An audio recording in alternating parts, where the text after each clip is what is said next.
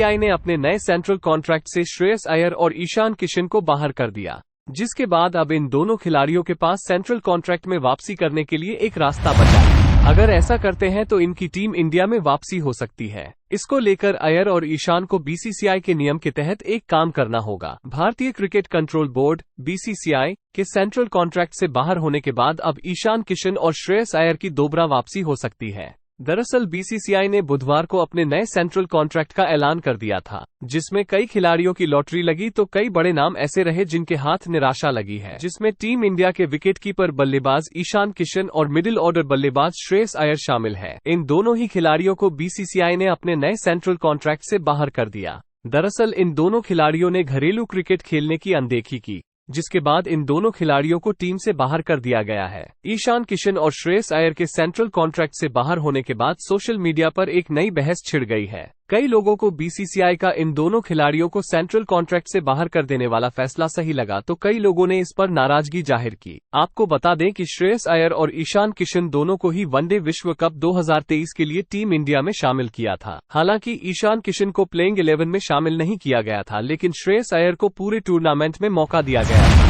इस दौरान अय्यर के बल्ले से 1 शतक और 2 अर्धशतक भी निकले थे। यहां तक कि श्रेयस अय्यर इंग्लैंड के साथ खेली जा रही टेस्ट सीरीज के लिए भी टीम इंडिया का हिस्सा थे, लेकिन अब उनको भी बीसीसीआई के सेंट्रल कॉन्ट्रैक्ट से बाहर कर दिया गया है। सेंट्रल कॉन्ट्रैक्ट में ऐसे हो सकती है ईशान और अय्यर की वापसी। ईशान किशन को लेकर पिछले काफी समय से चर्चाएं हो रही थी कि बीसीसीआई विकेटकीपर पर एक्शन ले सकती है। दरअसल ईशान किशन ने साउथ अफ्रीका के साथ खेली गई टेस्ट सीरीज से आराम मांगा था, जिसके बाद ईशान किशन को बीसीसीआई की तरफ से घरेलू क्रिकेट खेलने की सलाह दी गई थी, लेकिन ईशान ने इसको अनदेखा कर दिया। अब ईशान किशन और श्रेयस अय्यर के पास बीसीसीआई के सेंट्रल कॉन्ट्रैक्ट में शामिल होने के आखिरी रास्ता बचा है। बीसीसीआई के नियमानुसार अगर अय्यर और किशन एक निश्चित समय अवधि के दौरान 3 टेस्ट मैच या 8 वनडे या फिर 10 T20 इंटरनेशनल मैच खेल लेते हैं, तो दोनों खिलाड़ियों को बीसीसीआई के सेंट्रल कॉन्ट्रैक्ट में शामिल कर लिया जाएगा। हालांकि इसके बाद इन दोनों खिलाड़ियों को C ग्रेड में रखा जाएगा।